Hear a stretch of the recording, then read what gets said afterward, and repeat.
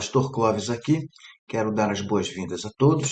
E se por acaso você que está assistindo esse vídeo é a primeira vez no nosso canal, quero te convidar a se inscrever. E se o conteúdo deste vídeo atender a você de alguma forma e você gostar, eu quero te pedir para dar um joinha para fortalecer o nosso canal e compartilhar com seus amigos. Hoje nós estaremos dando o passo a passo sobre os elementos da estrutura de um sermão expositivo, antes do púlpito e depois do púlpito.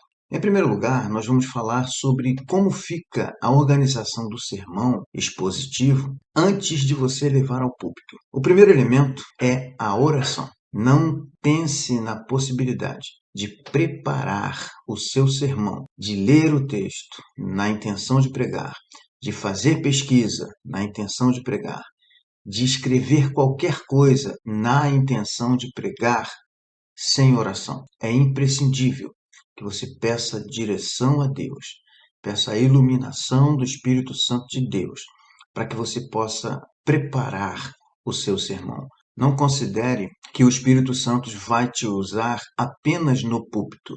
Ele nos usa, nos orienta, nos conduz, nos ilumina no momento em que nós estamos buscando a sua direção para pregar a palavra de Deus e preparando a palavra para ser pregada. É importante que nós lembremos que Ele também nos dirige, nos orienta e nos abençoa. O segundo elemento é o texto.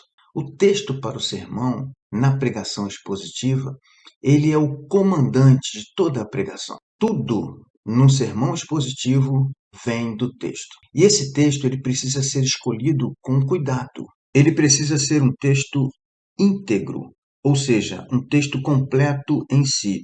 Nós chamamos de perícope, aquele trecho da Escritura que traz em seu bojo uma ideia que é a ideia principal, a ideia central. O próximo elemento é o tema. O texto já foi separado e o tema está dentro do texto. Precisamos levar em conta que o tema, o assunto da nossa pregação não é inventado por nós, não é tirado do dia a dia, não é tirado das nossas experiências.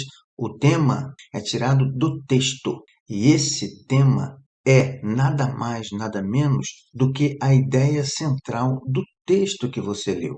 Descubra a ideia central que está no texto e você vai ter o tema, o assunto da sua pregação. O próximo elemento é o título.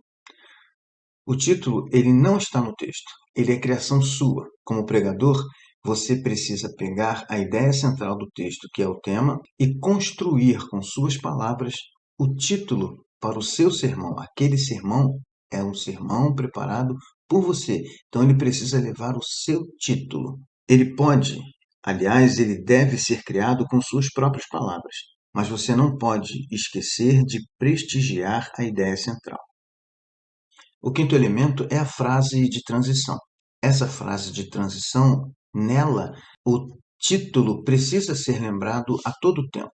O sexto elemento se refere às partes, aos pontos, aos tópicos do sermão, da sua pregação.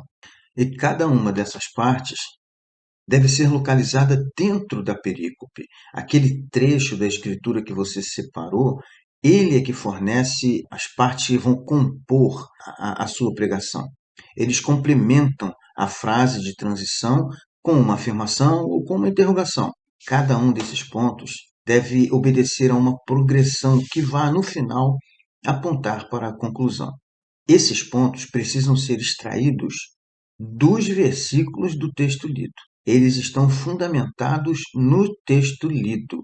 Você pode até usar algum outro texto para apoiar a sua argumentação, apenas para fortalecer a sua argumentação. Os pontos são baseados, fundamentados nos versículos do texto lido. O sétimo elemento que você deve levar em conta antes do púlpito é a conclusão ou a aplicação, como a maioria dos pregadores expositivos preferem chamar. Deve ser uma abordagem curta, o mais simples possível que você conseguir. Tudo aquilo que você ensinou durante o seu sermão deve ser aplicado na conclusão. E por incrível que pareça, o último elemento do sermão expositivo que você deve pensar antes do púlpito é a introdução. Você prepara todo o conteúdo do sermão, está absolutamente ciente de cada detalhe.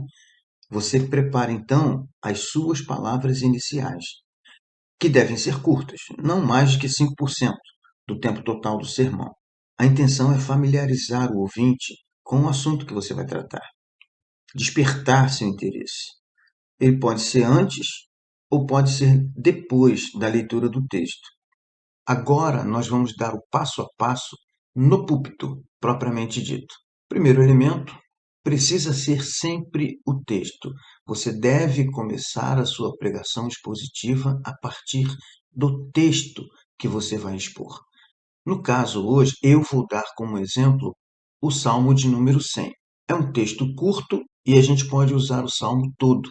O segundo elemento da estrutura do sermão pode não ser considerado um elemento, mas é. Você não pode prescindir desse elemento. Depois da leitura do texto, é a oração. É importante que depois de ler o texto para a pregação, ou você ore pedindo a Deus para abençoar a sua congregação e abençoar você, ou você pode pedir a alguém que ore por você e pela pregação. O terceiro ponto, diferentemente da estrutura de antes do púlpito, é a introdução. Depois de ler o texto e depois de orar, você apresenta a introdução do seu sermão.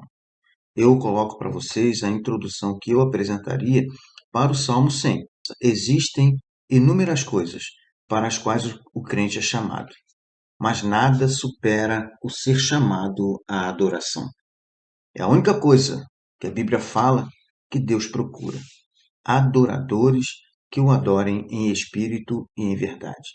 E o Salmo 100, que está diante de nós, trata dos imperativos da adoração. Uma vez que os verbos empregados pelo autor do Salmo estejam no modo imperativo, indicando uma ordem, algo que merece prioridade e merece atenção. Depois da introdução, vem o título do sermão. Esse título é composto da frase de transição. E eu apresento a vocês, como título para o sermão que eu preparei no Salmo de número 100, uma pergunta: quais são os imperativos da adoração?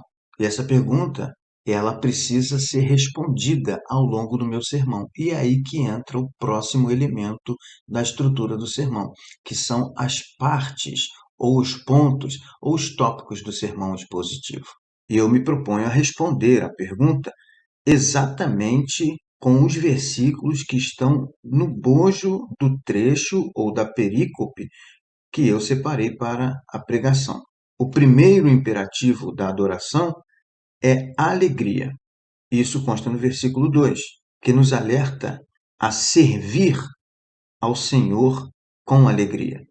E aí a gente desenvolve esse ponto na medida que fez a pesquisa, a exegese e descobriu a argumentação, inclusive bíblica, para fundamentar, para fortalecer a ideia de que a alegria é um imperativo da adoração. O segundo imperativo da adoração é o conhecimento de quem é Deus. Isso está no versículo 3, quando diz: Sabei que o Senhor é Deus. A sua argumentação deve seguir fortalecendo essa ideia do conhecimento de quem é Deus como segundo imperativo da adoração. Pode usar, obviamente, outros textos da Bíblia, porém, esses textos são apenas para apoiar, para fortalecer a ideia. O que está conduzindo esse ponto é o versículo 3 do texto. O terceiro imperativo da adoração é a importância de congregar, que está referida no versículo de número 4.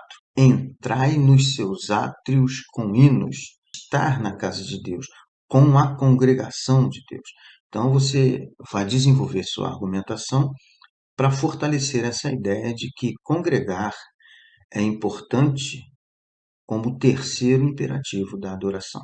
Finalmente, o último elemento da estrutura do sermão é a conclusão, que é a aplicação. Na verdade, você vai contextualizar para os seus ouvintes tudo o que você ensinou ou explicou ao longo da sua pregação, no desenvolvimento dos pontos do sermão que você acabou de apresentar. Na finalização do sermão, você pode aplicar o que você ensinou durante a pregação e faz isso de várias maneiras. Pode ser uma ilustração, uma história, né, que seja análoga ao conteúdo, que se enquadre com o que você explicou. Pode ser uma recapitulação de cada um dos pontos, demonstrando a importância de obedecer aos imperativos, demonstrando a importância de obedecer aos imperativos apresentados. Ou até encorajando os ouvintes a deixarem qualquer outra forma de adoração que não se encaixe com a orientação da palavra de Deus. Pois bem, gente, está aí a estrutura do sermão expositivo, resumidamente explicado, aproveitando um exemplo do Salmo 100. Espero que tenha contribuído com o ministério de vocês e peço a Deus que abençoe a sua palavra no coração de cada um. Um abraço, até o próximo vídeo.